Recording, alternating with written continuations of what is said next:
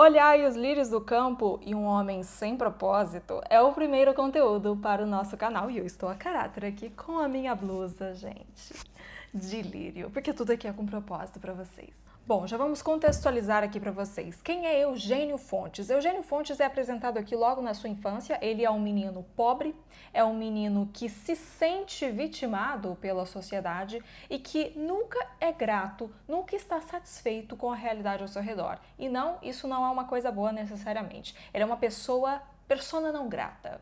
Por tudo que acontece, ele acha que ele é uma vítima. Tudo que acontece, ele acha que é sobre ele. Quando, na verdade, todo o caos... Gente, é impressionante. É uma coisa, assim, que muitas pessoas acham enfadonha em obra por conta disso, mas eu acho, assim, fascinante. Quem gosta da psicologia, né? Todo o caos do livro acontece na cabeça dele. Para vocês entenderem melhor quando eu falo de vitimismo, logo no início da obra, em cada fala de Eugênio, é muito explícito na comunicação dele como ele se sente e não o que alguém fez em relação a ele. Tem um exemplo bem emblemático de uma moça, de uma menina, né, que ele estava gostando ali na pré-adolescência e que ela era de uma classe mais alta e tal, e ele fala, né, que ele é uma vítima, que, nossa, ela nunca vai olhar para ele. Mas assim, em nenhum momento ele sequer chegou e conversou com a menina.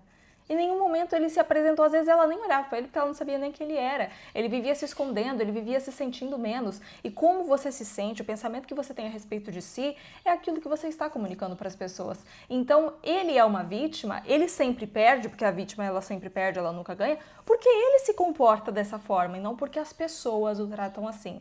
Porque até mesmo quando as pessoas ao nosso redor não gostam da gente ou nos destratam, depende da forma como nós reagimos em relação a isso, em relação ao comportamento delas, que vai determinar o nosso sucesso ou o nosso fracasso. Por outro lado, você pode ser muito amado, assim como Eugênio era, por seus pais principalmente, e mesmo assim se sentir o maior fracassado. Não pelo contexto ao seu redor, mas pela forma como você está se enxergando. E este é o grande problema de Eugênio, não apenas na infância e na adolescência, mas durante toda a sua vida. E isso já é um princípio enorme de arrogância.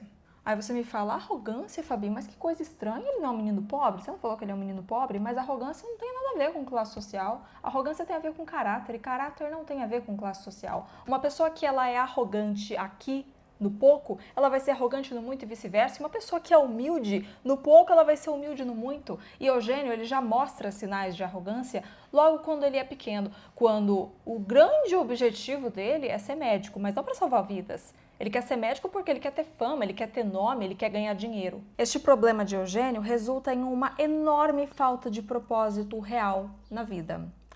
O grande objetivo de Eugênio, logo no início do livro, se manifesta em subir de vida, ser médico para salvar o pai de uma doença que ninguém consegue identificar. Mas que estranho, porque em um dado momento no livro, que acho que para mim pelo menos é um dos momentos mais tristes, assim, que me chocou bastante, ele está passeando na rua com alguns amigos da alta classe e o pai, ele cruza com o pai, né, que era um alfaiate, ganhava pouco, mas sustentava a família, fazia o seu melhor, enfim, e ele tem vergonha do pai. Ele nem o cumprimenta, o pai, ele finge que não o conhece.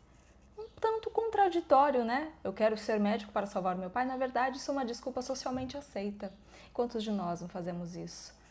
Se vestimos de um pseudo-propósito, né? Coisa bonita, né? Um propósito desse, vou ser médico para salvar meu pai, quando na verdade, que amor é esse que você demonstra? É algo apenas para mascarar, é uma imagem. O grande objetivo de Eugênio é mudar a sua imagem, não a sua identidade. Só que isso não se sustenta a longo prazo para ninguém. Na página 85, Eugênio faz uma pergunta para sua mãe. Se Deus existe, então por que não se revelou? E ela responde, porque até Deus precisa de oportunidades. Ela está dizendo que Deus está falando a todo tempo, mas ele dá oportunidade para ouvir Deus? Ele quer ouvir Deus? Na hora que a gente fala assim, eu quero tal coisa, você quer mesmo? Você está abrindo as portas? Você está aberto a isso? Você está aberto a deixar de ser vítima? Não. Você fala, Fabi, mas ser vítima não é uma coisa ruim? Depende. Isso está te rendendo benefícios? Está te rendendo lucro? A vítima, gente, ela pode perder sempre. Só que se ela estiver ganhando alguma coisa com aquilo, ela continua neste lamaçal. Olha para as estrelas, rapaz. É o que Olivia, sua amiga de faculdade, responde a ele depois de uma série de inquietações, de problemas que Eugênio dizia, na noite da colação de grau, né, na noite da formatura. Então, assim, mesmo concluindo esse grande sonho que era se formar médico, ele não estava feliz, ele não estava contente consigo mesmo. A bondade não é uma virtude passiva. Em um dado momento, Eugênio lembra dessa frase de Olivia.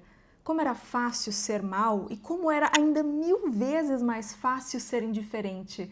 A indiferença, ela é um dos maiores frutos do egoísmo. E o egoísmo, aliás, ele também não é uma maldade ativa, é uma maldade passiva. Que coisa mais maldosa do que você olhar o mal acontecendo e se preocupar única e exclusivamente consigo mesmo? E ser indiferente é o que Eugênio fazia. Eugênio, que era médico, que tinha a vida de pessoas em suas mãos, ele não estava nem aí, ele não se importava, ele tinha ojeriza. Na verdade, a única coisa que Eugênio se importava na sua vida era a própria vida dele. E por isso ele era um eterno infeliz, porque ele não tinha propósito. Ele buscava sempre o prazer, ele buscava as alegrias, ele buscava o conforto, a estabilidade. Tá, que ótimo! E ele chegou nesse ápice, e neste ápice ele reconheceu: eu sou a pessoa mais miserável aqui. Com tudo que eu queria, sou médico, tenho um nome, não preciso fazer nada, eu só assino o papel e recebo. Vivo na melhor casa, tenho uma mulher bonita do meu lado, e daí? E daí eu continuo sem propósito, mais sem propósito do que nunca. Eugênio nos prova, da pior forma possível aqui para ele, que mesmo com o mais alto prazer, você pode ser a pessoa mais infeliz do mundo, por não ter um propósito de vida. E tem gente que aprende por bem ou por mal, como diz meu pai, né? E foi depois da morte de Olivia que ele teve esse gatilho aí de acordar para a vida, e ele comete uma loucura, ou loucuras aos olhos do mundo. Ele pede o divórcio para Eunice, que era sua atual esposa, ali de fachada apenas, e ele volta a ser médico assalariado. Burburinho corre na cidade inteira, né? Afinal, que loucura! Que loucura aos olhos do mundo, né? Você abrir mão de algo extremamente prazeroso para si, para quê? Para voltar a uma vida medíocre, né? Aparentemente, uma vida sem luxos, uma vida sem nome, uma vida de ser mais um na sociedade? E é muito nítido isso, porque o livro se encerra com uma cena muito linda, com Eugênio indo com sua filha ao parque, que era um lugar que os dois amavam muito. Eugênio descreve muito mais, né, nesse final de livro, a natureza, o vento, as sensações que ele tem ao observar as pessoas, porque ele voltou, aliás, ele passou a ter propósito de fato na vida, na simplicidade das coisas. Veja que o externo de Eugênio nada mudou. Nada mudou, as pessoas continuavam as mesmas, o céu continuava o mesmo, o vento continuava o mesmo, as estações continuavam as mesmas. Quem mudou foi ele. Deus sempre esteve ali. Deus sempre foi Deus. Só que ele começou a dar as oportunidades para Deus agir na vida dele. É curioso como eu penso agora nessas coisas, Eugênio diz em dado momento. Antigamente só pensava em mim mesmo, vivia como cego. Foi Olivia quem me fez enxergar claro. Ela me fez ver que a felicidade não é o sucesso, o conforto. Uma simples frase me deixou pensando: considerai os lírios do campo.